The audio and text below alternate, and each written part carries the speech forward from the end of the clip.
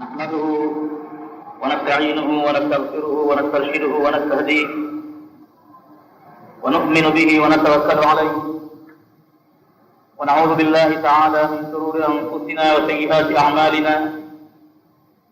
من يهده الله فلا مضل له ومن يضلل فلا هادي له. وأشهد أن لا إله إلا الله وحده لا شريك له وأشهد أن محمدا عبده ورسوله وصفيه وخليله. إنه أدى الأمانة وبلغ الرسالة ونصح الأمة وجاهد في الله حق جهاده حتى أتاه اليقين. اللهم صل على محمد وعلى آل محمد كما صليت على إبراهيم وعلى آل إبراهيم، وبارك على محمد وعلى آل محمد كما باركت على إبراهيم وعلى آل إبراهيم في العالمين إنك حميد مجيد. أما بعد، فإن أصدق الحديث كتاب الله تعالى، وخير الهدي هدي محمد صلى الله عليه وسلم، وشر الأمور محدثاتها، وكل محدثة بدعة، وكل بدعة ضلالة، وكل ضلالة في النار. اللهم inna na'udzu bika min adhabin nar. Tungali tunaendelea na mlango babu al-amri bil ma'ruf wan nahyi 'anil munkar. Huu ni mlango wa 23 katika kitabu Riyadhus Salihin. Babu al-amri bil ma'ruf, mlango unaozungumzia habari ya kuamrisha wema, wan nahyi 'anil munkar, na kukataza kutokana na uovu. Tulisoma hadithi ya kwanza katika mlango huu, na leo insha Allah tutaingia katika hadithi ya pili. Hadithi ya pili, athani an Ibn Mas'ud radhiyallahu anhu, imepokewa kutoka kwa sahaba bwana Abdullah ibn Mas'ud, Mwenyezi Mungu amwiradhi, anna Rasulullah sallallahu alayhi wasallam qala, ya kwamba mjumbe Mwenyezi Mungu amesema, ma min nabiyyin, hakuna mtume yoyote, ba'athahu Allah fi ummati, ambaye Mwenyezi Mungu alimuinua akampeleka kwa umati wake, qabli, katika mitume wote ambao wametangulia kabla yangu mimi, illa kana lahu min ummatihi hawariyun, hakujakuwa na mtume yoyote isipokuwa kulikuwa kwa mtume huyo katika umati wake kulikuwa na watu waitwao hawariyun. Na hawa hawariyun, qala al-Azhuri, amesema Imamu Azhuri, khalusanu al-anbiyai, ni watu watakatifu kwa mitume, watu wa kweli wanaokuwa chini ya mitume. Wa asfiyau, na wanakuwa ni katika watu wateule, Mwenyezi Mungu amewachagua kuwa ni wasaidizi wenye kuwasaidia mitume na kuwahami. Kwenye kila umma Mwenyezi Mungu huwachagulia mitume wake watu wa kweli, watu madhubuti, kama anavyosema huyu mwenye kusimulia hadithi hii Abdullah bin Mas'ud pale pengine.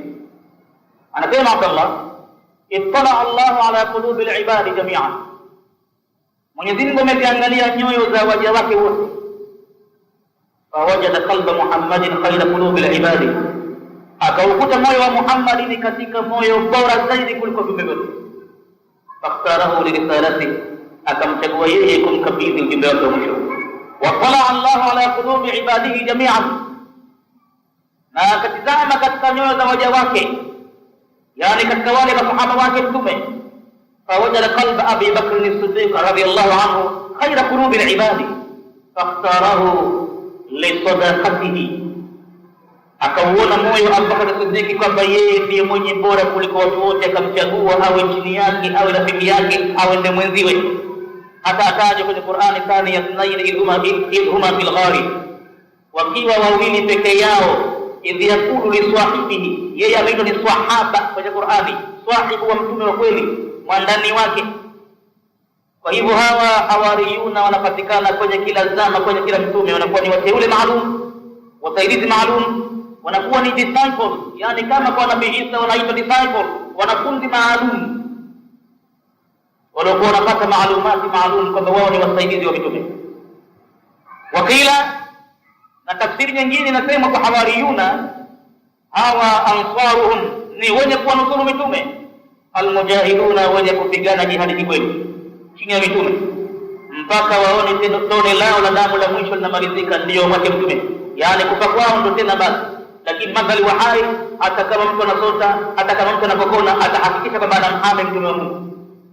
Basi mtume anasema ma min nabiyin, hakuna kati ya mtume yoyote, ba'athahu Allahu fi ummati, ambaye alimuinua katika umati wake kabla yangu mimi, illa kana lahu min ummatihi hawariyuna, isipokuwa nabii huyo anakuwa nao yeye katika umati wake watu wateule, watu wasaidizi wake, watu wanafunzi wake, watu wa kweli kweli, hata wenye imani nzuri.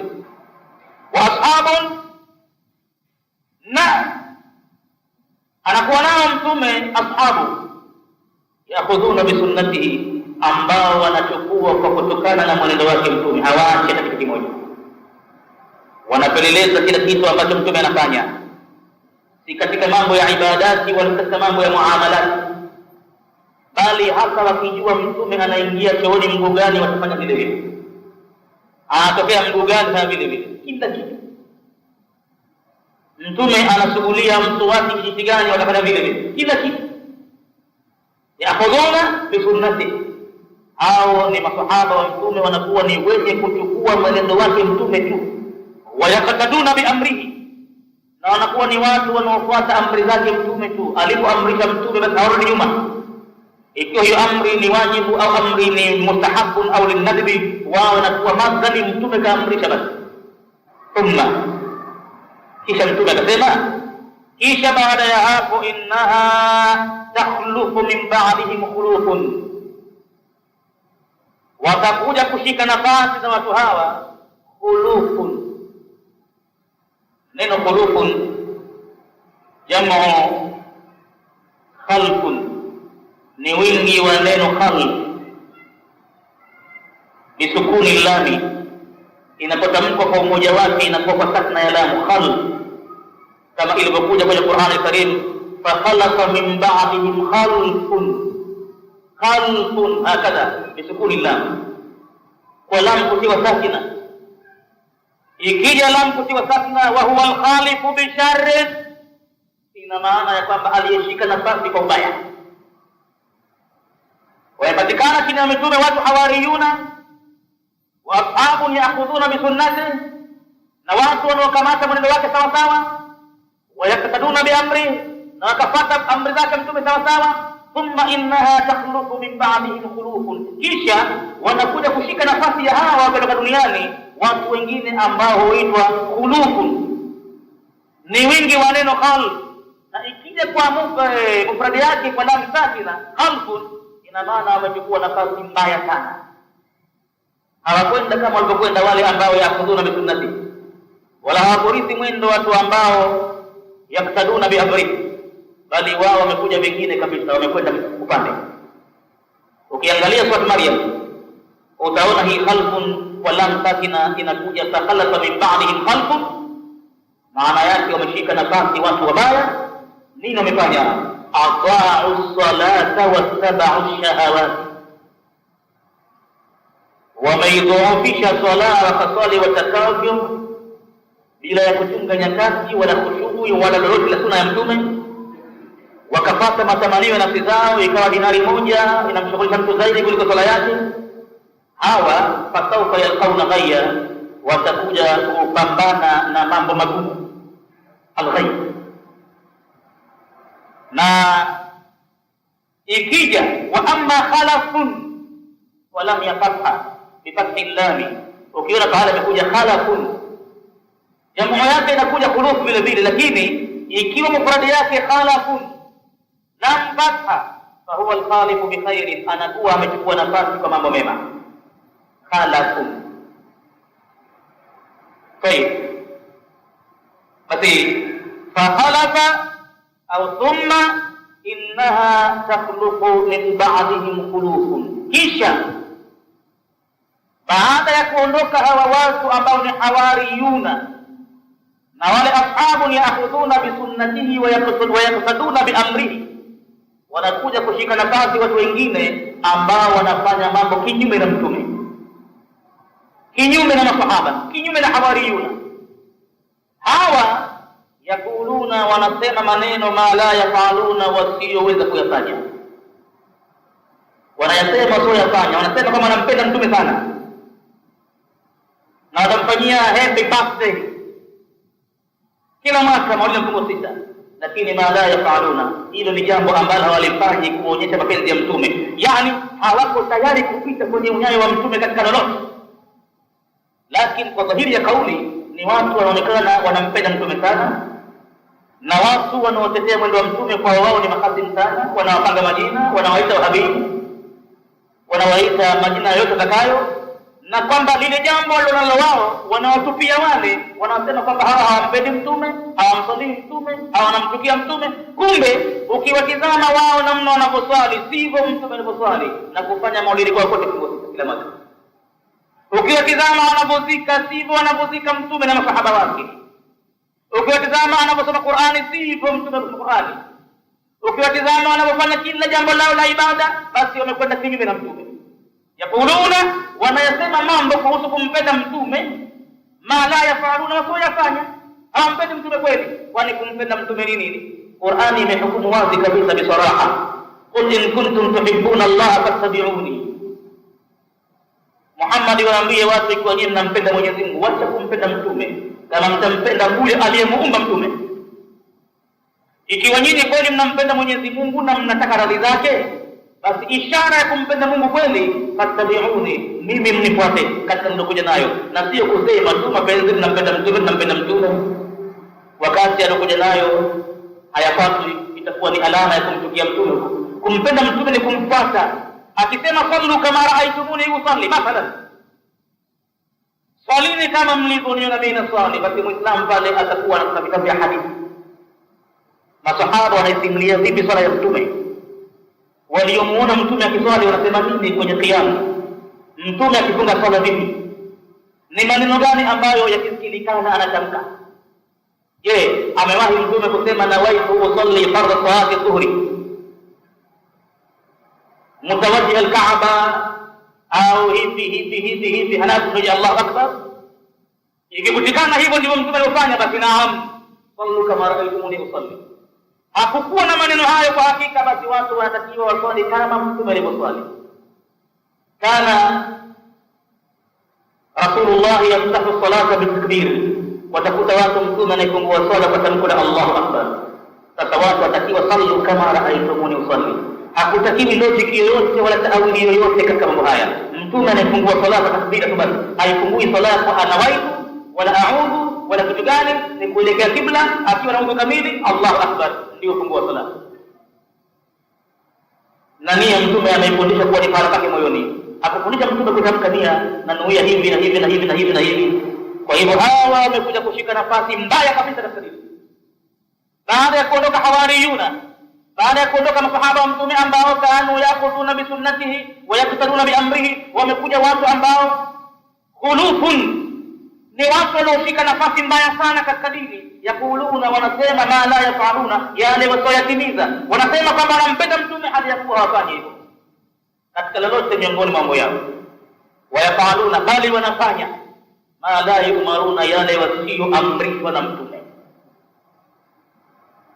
Maulidi mfungo 6 ikiwa ni siku kuzaliwa mtume, hakuamrisha watu, wao ndio watafanya hayo, na itakuwa dini kubwa na kelele nyingi na upinzani mwingi kwenye kuyatetea na kushikamana na hivi na ugomvi mkubwa, na kwamba mtu kama hakutoa mtengo huo anaonekana kafiri.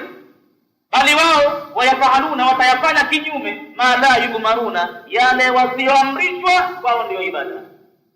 Mara waje na sherehe ya mwaka mpya wa Kiislamu mfungo 4 Muharram, ma la yumaruna, hilo jambo alikuamrishwa halimo. Mara akifa maiti wanakuwa na siku 3, wanakuwa na 40, wanakuwa na hauli, ma la yumaruna, mambo ambayo hakuamrishwa wao ndio watayafanya.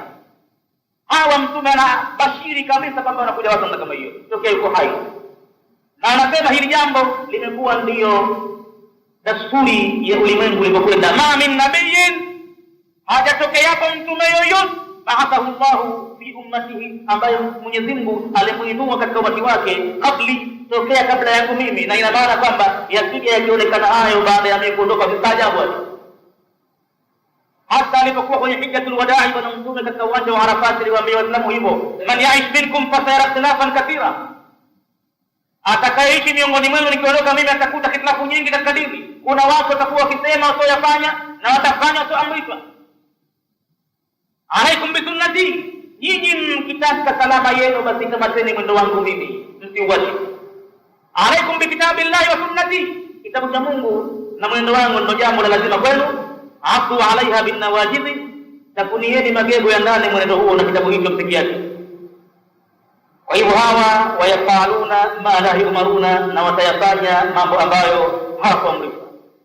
Watu hawa wakiwepo katika ardhi, Mtume anasema faman jahadahum, atakaye shindana nao watu hawa, ikiwa watakuja na shari ya kupiga mtu akatesa vile vile kwa kupiga, ikiwa watakuja na shari ya maneno ya kumdhuria Mtume wa Mwenyezi Mungu uongo, mtu akateka nao kwa maneno akawajibu kwa hoja za Qur'ani na dalili za Mtume, ikiwa unakuja na shari yoyote nyingine mtu akajibu kwa vile walivyo, ikiwa ataandika vitabu na yeye vile vile awajibu kwa dalili za Mtume, kwa dalili ya Qur'ani na kauli za Mtume.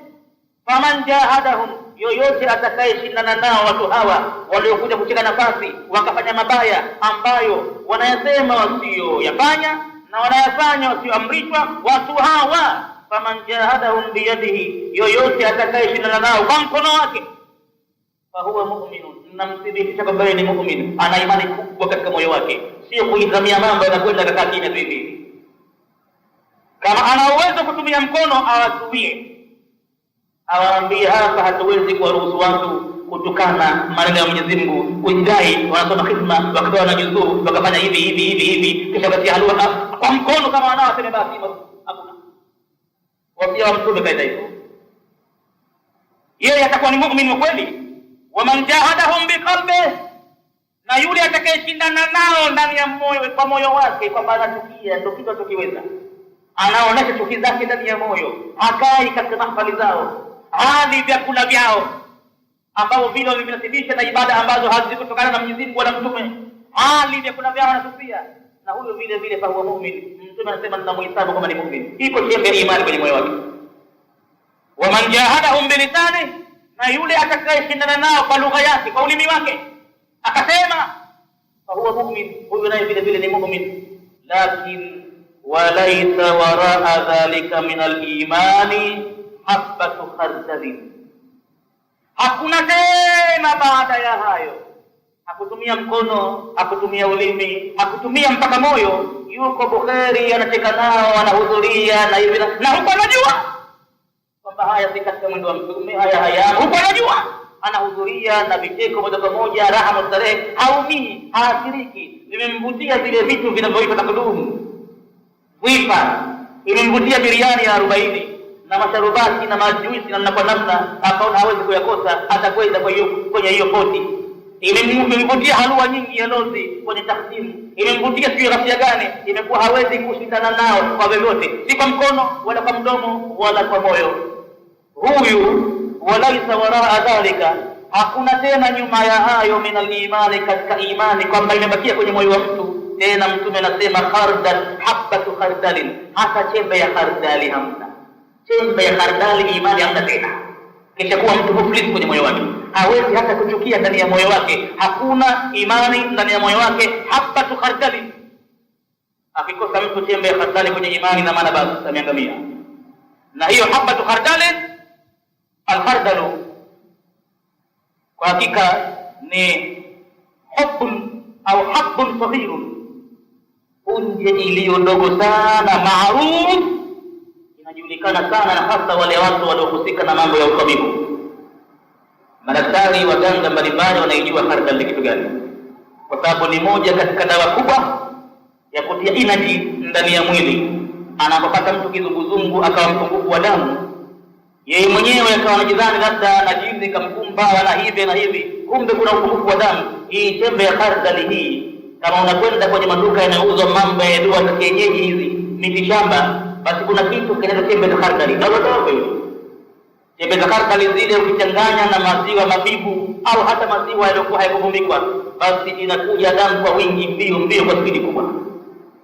ile kizunguzungu mtu hatimaye muondokea baada ya wiki moja wiki mbili hivi, kama anapuliza kutumia khardal na maziwa mabivu, maziwa safi kabisa, krimu nzuri, sio ambayo imetiwa maji mengi.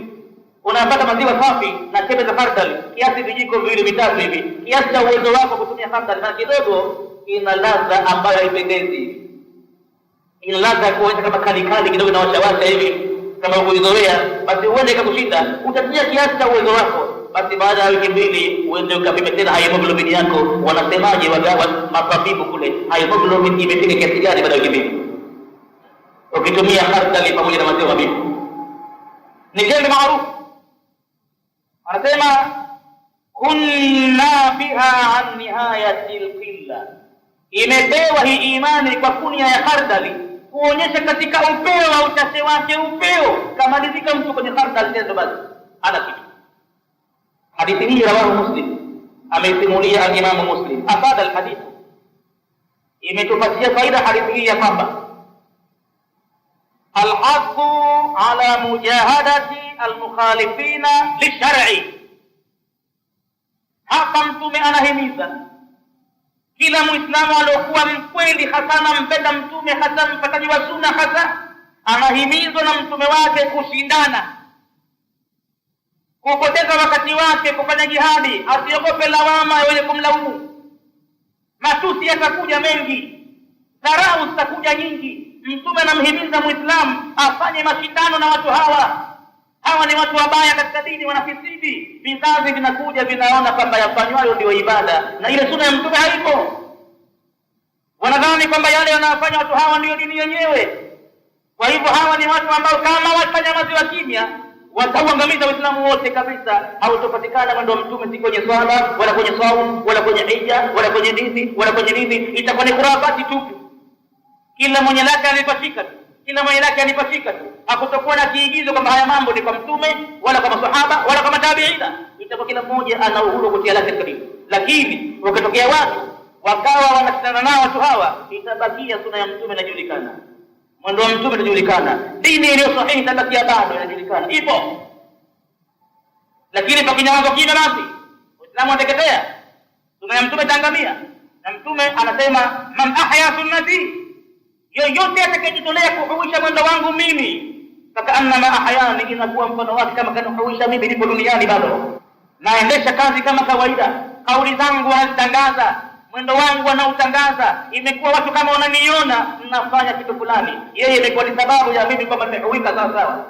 Lakini ukinyamazia kimya watu na kinyume chake itakuwa mwenye kufukia mwendo wangu, ina maana kwamba kaniua mimi, sina maana, kanidhalilisha, kanidhamirisha.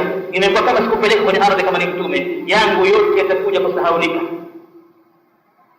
Tayib, hadithi hii alhasu ala mujahadati almukhalifina lishar'i, ni yenye kufanya himizo la kushindana na wenye kwenda kinyume upande wa sheria. Maana dini ni sheria, hakuna sheria hakuna dini tena, illa ulifanyalo liwe juu ya sheria. Thumma ja'alnaka ala shari'atin min al-amri, kisha tumekufanya wewe Muhammad uko juu ya sheria, tunakutawalisha katika kila jambo la dini. Dini ya Kiislamu imewekewa sheria na wewe Muhammad ndio kiongozi wake, fattabi'ha, basi fuata sheria. Wala tattabi' ahwa alladhina la ya'lamuna, na wala usifuate mapenzi na matamanio ya watu wasiojua sheria. Utakuja kuingia na utakuja kutumbukia kwenye adhabu, na ukiingia kwenye adhabu, innahum lan yughnu anka min Allah shay'a, au law wafata hawataweza kukusaidia na adhabu ya Mwenyezi Mungu chochote. Wa inna dhalimina ba'dhuhum awliya'u ba'd, na siku zote madhalimu wanakuwa ni marafiki, vipenzi wenye kupendana wao kwa wao. Wallahu waliyul mu'minina, na Mwenyezi Mungu ni mpenzi wa waumini. Chagua watakapojitia kwenye grupu gani, watakujitia kwenye grupu ya wale makafiri, wa inna dhalimina ba'dhuhum awliya'u ba'd, au watakuwa mpenzi wa Mwenyezi Mungu, basi Mwenyezi Mungu waliyul mu'minina, vipenzi vyake ni wale waumini. Tena washindane nao watu hawa wanaokwenda kinyume na sheria, bi aqwalihim, kwa kutumia maneno yao pale wanapoweza kusema, wa af'alihim, na vitendo. Anaweza mtu kutumia vitendo akaondoka kwa mkono wake sasa hivi akavunja mahala ambamo mmewekwa kwa hujumu Uislamu, mambo ya kurafati, ikiwa na uwezo huo akaondoka kabisa akaacha ina mizingo safi kabisa. Hayawezi hayo atasema, hayawezi hayo atachukia angalau kwenye moyo wake. Halafu hadithi hii imetupatia faida nyingine kubwa, yani adamu inkari alqalbi, kukosekana kuchukia moyo lilmunkari, kwenye uovu, dalilun ala dhahabi al-imani minhu, ni dalili ya wazi kwamba imani imeondoka kwenye moyo huu. Anakakitaka mtu anajipekesha, ajitazama namna gani anapochukia uovu kwa kila hali, uovu wa zinaa, ule uovu wa pombe, uovu wa kwenda uchi watu, uovu wa kumshirikisha Mwenyezi Mungu watu, uovu wa kufanya mambo ya ibada za uzushi, kila aina ya uovu mtu anajitazama namna gani, kwa kiasi gani anauchukia. Akijikuta kwamba amehamaki kweli kweli, wa yakadhabu lillahi, basi ana imani imejaa kwenye moyo ile. Na akijikuta kwenye moyo wake he don't care, yani hana uangalifu, hajali, inni usalli wala ubali bihi, madhal minna salin, sijali watu wanafanya nini, basi kwa hakika ina maana ni kufilisika kwa imani. Hata zile ibada zake anazofanya kwa Mungu vile vile, eti awe na kauli angalau ya kurejesha nyuma batili.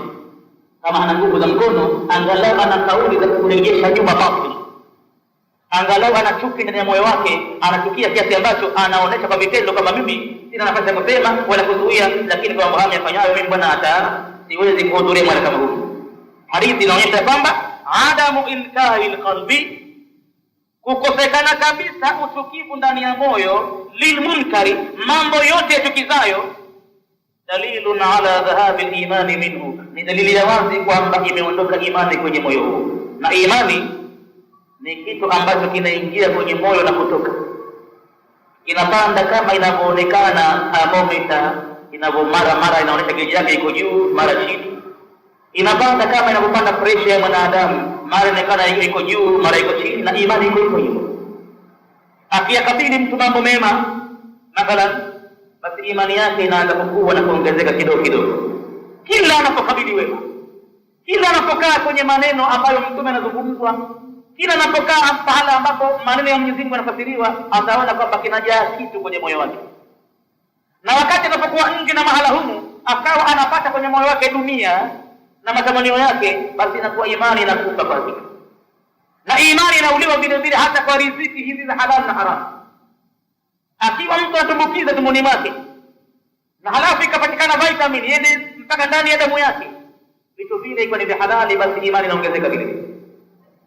Na madhali atatia mtu riziki za haramu iingie tumboni mwake na mpaka vitamin zende ndani ya damu kwa riziki haramu, basi moja kwa moja imani inakufa katika moyo wake kidogo kidogo mpaka anabakia bovu hana kitu. Tayeb, halafu hadithi vile vile anasema qala Abdullah ibn Mas'ud, akasema bwana Abdullah ibn Mas'ud radhiyallahu anhu, halaka, kwa hakika ameangamia, man lam ya'rif biqalbihi al-ma'ruf wal munkar, madhali hakutambua kwa moyo wake wema na ubaya, kisha mtu kabisa kaangamia. Stage ya mwisho katika moyo wake mtu iwe kuna kitu maarifa maalum ya kutambua kwamba huu ni uovu ni utukie na huu ni wema ni ukabili. Kama hakuna hivyo kwenye moyo wake, mtu ameangamia, kafilisika kabisa. Aitafute imani kwamba haipo kwake, aitafute kwa udi na huruma. Akifa katika moyo huu uliokuwa hauna imani kama hivyo, habari anaingia barabara, eti awe anakwenda mbele ya Mola wake na moyo qalbi salim, moyo uliosalimika ni ule ambao umejaa imani toka. Ndio maana mshairi akasema, lamma alimtu bi anna qalbi farighun mimman siwaka, nilipotambua kwa moyo wangu una desturi ya kukaa faragha, ya kuchukua nafasi yoyote yule aliyokuwa si wewe, Mwenyezi Mungu akachukua kiti akakiweka kwenye moyo wangu na akaendesha gari kwenye moyo wangu akafanya atakavyo. Nilipotambua hayo, malatuhu bihudaka, mimi nimejaza uongofu wako Mwenyezi Mungu, kila kitu nimekitia moyoni mwangu katika amri zako. Malatuhu bihudaka hatta lam ada' minni makanan khaliyan lisiwaka, anakukamanda kwenye moyo wa mtu akaendesha yoyote, shetani, mjinga, kafiri, Yahudi, Mnasara, nani, anakukamanda kwenye moyo wa mtu akamwendesha. Nilipotambua hayo, upenzi kukimbilia kujaza uongofu wako Mwenyezi Mungu, ili asiwe na nafasi mwingine kuchukua kamanda katika moyo wangu. Athalithu, sasa tasogea mbele na hadithi ya tatu katika mlango babu al-amri bil ma'ruf wa nahyi 'anil munkar. Hadithi ya tatu, an Abi al-Walid Ubadah ibn as-Samit radhiyallahu anhu qala, kutokana na baba yake Walid, sahaba mashuhuri bwana Ubadah ibn as-Samit, radhiyallahu anhu, Mwenyezi Mungu amwiradhi, qala, amesema bayana Rasulullah sallallahu alayhi wasallam ala sam'i, tulifungana naye ahadi mjumbe Mwenyezi Mungu juu ya kwamba sisi tutakubali kusikia yote atakayotuambia mtume wetu, wa taa, na tunafungamana naye ahadi mtume, tumenyosha mikono yetu naye kanyosha wake, tutikisa hivi mkono wa mtume kwamba tumekubali kusikia na tumekubali kutii. Ila usri wal yusri, tena tutafanya hivyo katika uzito na wepesi, hatutakwenda kinyume, hatutorejea nyuma ukafirini. Ikiwa ni pahala pazito, tutasikiza tusi amri ya mtume. Ikiwa ni pahala panaonekana pepesi, vile vile tutasikiza tusi amri ya mtume, hatutakwenda kinyume. Tumefungana na mtume hadi katika haya, hata kama walitoka Waislamu bila ya kwamba wamejitacha kivita. Kwa mfano vita vile vya Badr ni ushahidi wa fungamano lao.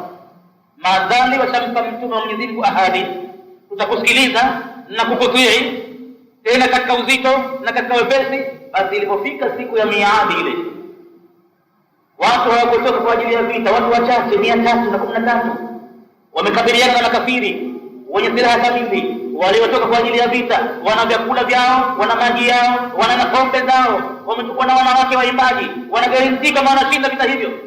Waislamu hawana habari kwamba wendako watapambana na watu wafikao 1000 au kidogo tu walipungua. Ilipokuja amri ya kukabiliana nao kwamba pigane nao, basi walipokumpa mtume ahadi hii, walimwambia hatutokwambia sisi kama walivyomwambia Musa watu wake. Kisha tuseme kwamba idhhab anta wa rabbuka faqatila inna hauna qa'idun. Mtume aliwauliza Muhajirina na Ansari pamoja, nasemaje?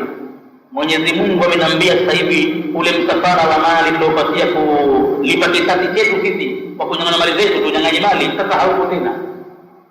Umeshapitia njia ya pwani ya Sham, utakwenda zake Makka. Lakini sasa kuna jeshi limekuja hili, Mwenyezi Mungu amenipa amri kwamba tupigane nao. Mnasemaje Muhajirina? Kule kwa Muhajirina akapata jambo zuri sana, asitosheke, akawaambia na nyinyi mlionihami Ansari mnaniambia nini vile vile? Jamaa zangu wamejibu hivi, lakini nyinyi mnasemaje?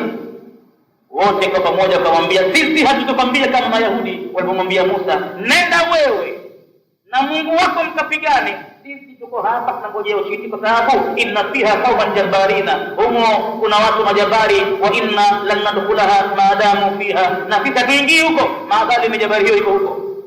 Iliyobaki Musa kama kwa kaidi usikii, idha anta wa rabbuka faqatila, nenda wewe na Mola wako mkapigane huko, inna hauna qa'idun, sisi kama mtashinda tupeni habari tutoka katika nchi, bali sisi tutakwambia Muhammad, nenda wewe na Mola wako, na sisi inna ma'akuma muqatiluna, sisi tuko pamoja na nyinyi, ni wenye kupigana bega kwa bega.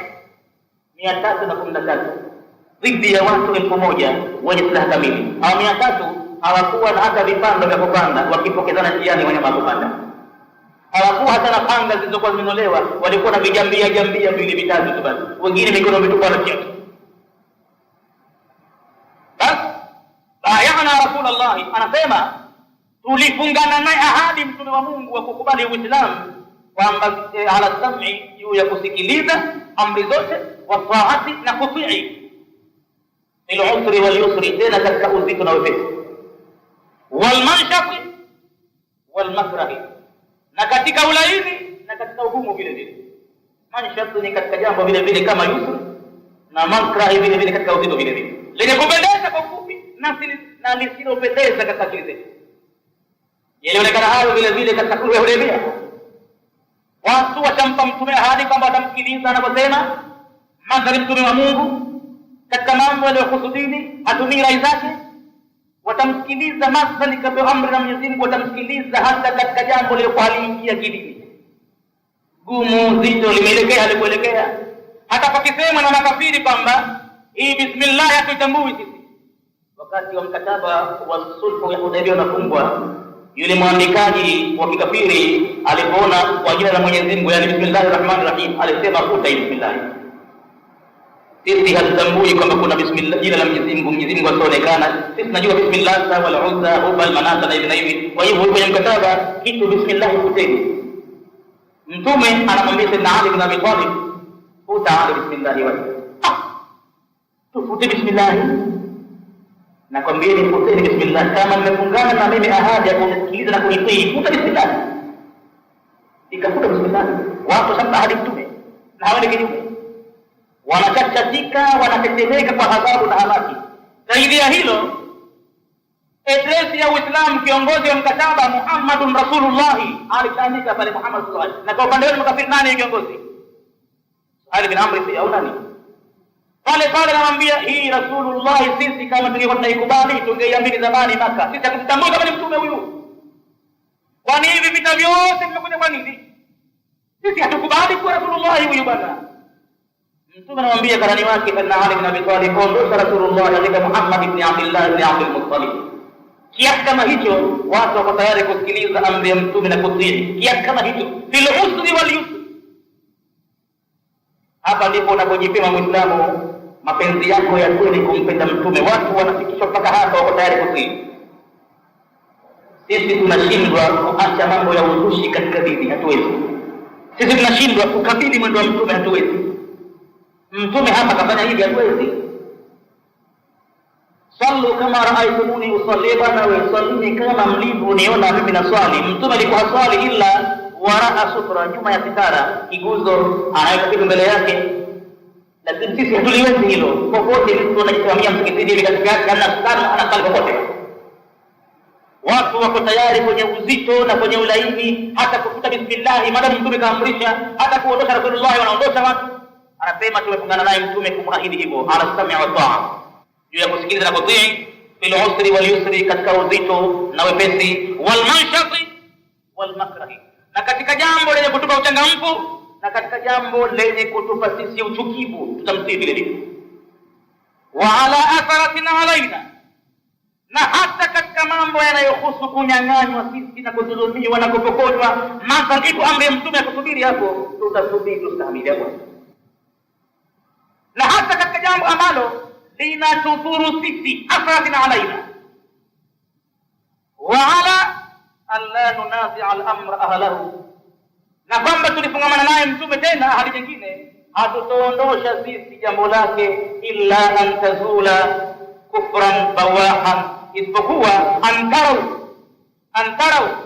Mtume akawaambia wa alla tunazi'a al-amra ahlahu, na kwamba hamtoliondosha jambo kwa watu wake, hamtompokonya mtu kwa mfano ulwa wake alionao, mali zake alizonazo, illa isipokuwa antarau al-kufra bawahan, mtafawuna ukafiri wazi wazi hapo tena hapa nabudi.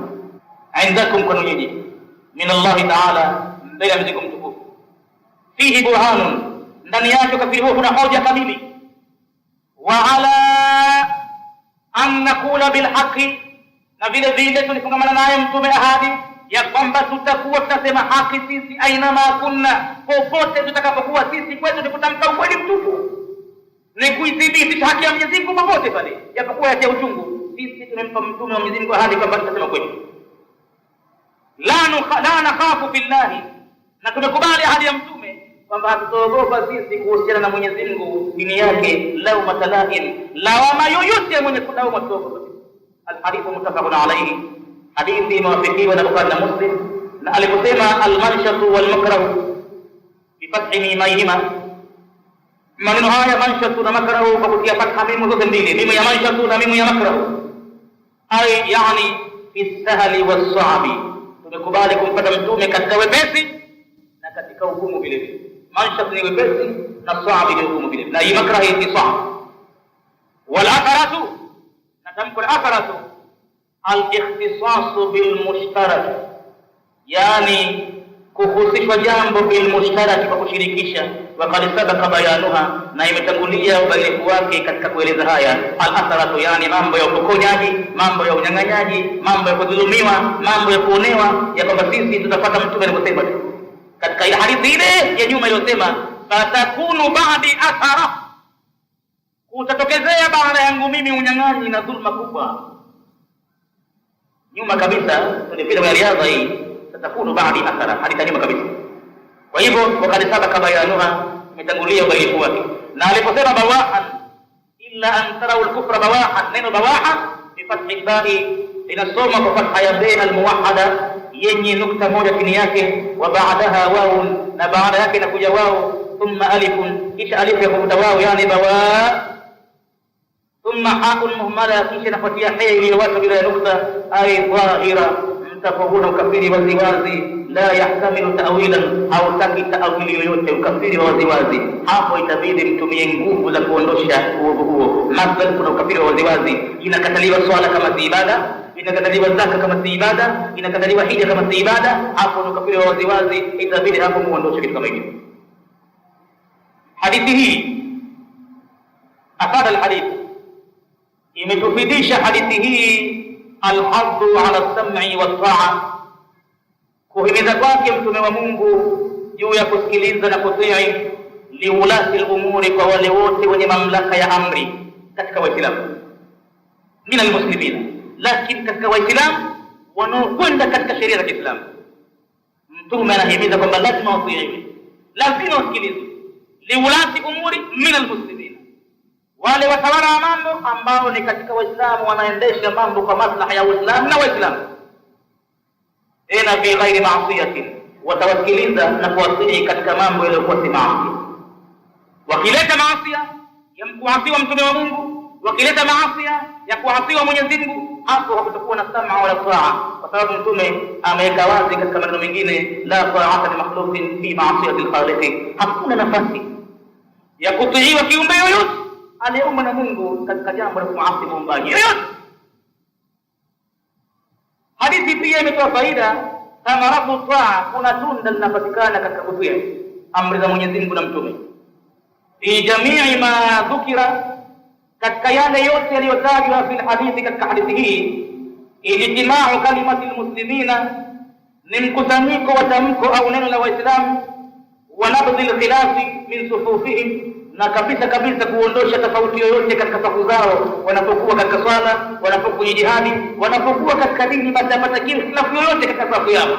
Na mpaka kwenye safu za ndani ya nyoyo, hamna mtu kwenda upande, huyu kaitakidi hivi, huyu kaitakidi hivi. Watu wote wakubali kufungamana na ahadi ya mtume, ala sam'i wa ta'a, ikiwa pana uzito, pana wepesi, pana ugumu, pana ulaini. Safu za waumini zinatakiwa ziwe kitu kimoja. Hakuna kusema kwamba lakini sisi madhehebu yetu yanasema hivi. Safu za waumini kitu kimoja. Sunna ya mtume imepiga haikupiga, imehujumu, basi wacha madhehebu yako vitaharibu. Hakuna kusema kwamba mimi wazee wangu ni hivi, nikionekana wazee wako si mitume, wazee wako si haki, wazee wako si Qur'ani, wazee wako si mtume. Ya wakilie mbali ya wazee napata na mtume. Usije ukafanya kama kafiri, wajadna alaihi abaana, sisi haya mambo tusiyawacha, tumekutana nayo wazee wetu na hivi na hivi. Pia hadithi imejumlisha adami munazaati ulati al-umuri, kabisa haifai ni kukosekana kugombana na wale watawala wa mambo katika Uislamu, illa isipokuwa watafanya ugomvi, watakabisha ugomvi idha kana dhahara minhum munkar, itapokuwa imedhihiri kwa wao jambo la uovu wanalifanya, muhaqqiqun fihi, lenye kupatikana uhakika ndani yake kwamba mukhalifatan limabadi al-Islam, limekwenda kinyume na mafunzo ya Uislamu. Hapo fawajidu indaha al-inkar, italazimika kwa Uislamu kulikataa, kuwafanya alaihim dhidi yao, walintisaru lilhaqi, na lazima wajitolee muhanga. Watakuwa wengine watatiwa majela wengine, lakini lazima wajitolee kuinusuru haki, mahma kanati at-tadhiya, hata kama iko namna gani machinjo yake wasiyajali. Kwa Mwenyezi Mungu kuna machinjo makali zaidi, hata kama kuna kuchinjwa namna gani, itabidi hapo wabadilishe haki ilivyo, wainusuru haki ya Mwenyezi Mungu. Jambo jingine lenye kutupatia faida hadithi hii, hurmatul khuruji ala ulati al-umur, uharamu wa kutoka kwenye saa ya viongozi wa Kiislamu waliowatawalia Waislamu, wanaendesha mambo ambayo ni yenye maslahi na Waislamu na Uislamu wenyewe. Ni uharamu kabisa kutoka kwenye saa yao, wakitaalihim, na kuwapiga vita wao bil ijma'i, wamkusanyiko pamoja. Wa in kanu, ijapokuwa watakuwa katika mambo ya binafsi, fusuka, wao wengine ni waasi waharibifu, lakini jambo la maslahi mwenyewe binafsi litaakiliwa, hiari yake na Mungu wake, anajijua yeye mwenyewe.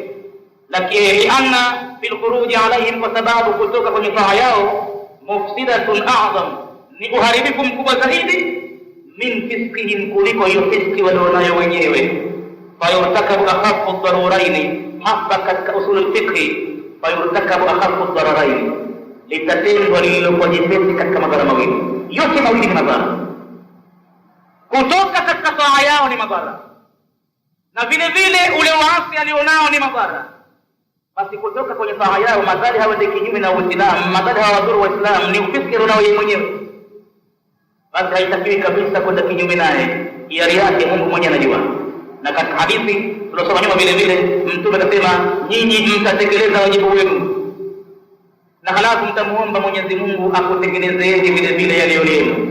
Yani Mwenyezi Mungu mwenyewe ndiye atakayetekeleza yeye. Inshaa adaba wa inshaa ghafara. Akipenda atamuadhibu kama kutubia, na akipenda atamuadhibu, akipenda atamuadhibu ikiwa duniani au akhera. Wa adhanu al-isha. Hadithi ya 4 عن النعمان بن بشير رضي الله عنهما, ni kutoka kwa Nu'man bin Bashir, Mwenyezi Mungu awe radhi na baba yake. Ani nabii sallallahu alayhi wasallam, wanasimulia kutokana na mjumbe wa Mwenyezi Mungu, qala, amesema, mathalul qaimi fi hududillahi wal waqi'i fiha kamathali qaumin istahamu ala safinatin. Mtume anasema, mathalul qaimi, mfano wa mtu aliyesimama fi hududillahi, katika mipaka ya amri na sheria za Mwenyezi Mungu, wal waqi'i fiha, na yule mwingine aliyetumbukia ndani ya mipaka ile asimame nje yake. Mfano wake kamathali qaumin, ni kama mfano wa watu istahamu ala safinatin, walioshirikiana kwa pamoja kupanda jahazi. Fasara ba'dhum a'laha, basi katika jahazi ile wakawa baadhi yao wanakaa sehemu ya juu, first class passengers, wa ba'dhum asfalaha, na baadhi yake wanakaa chini deki.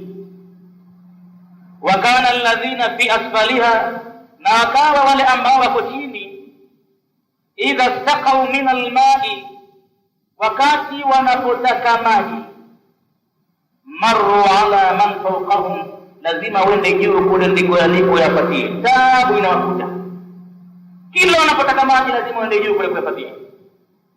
Faqalu, hatimaye baada ya kuona taabu hiyo ya usumbufu wakasema, lau anna kharaqna fi nasibina farqan.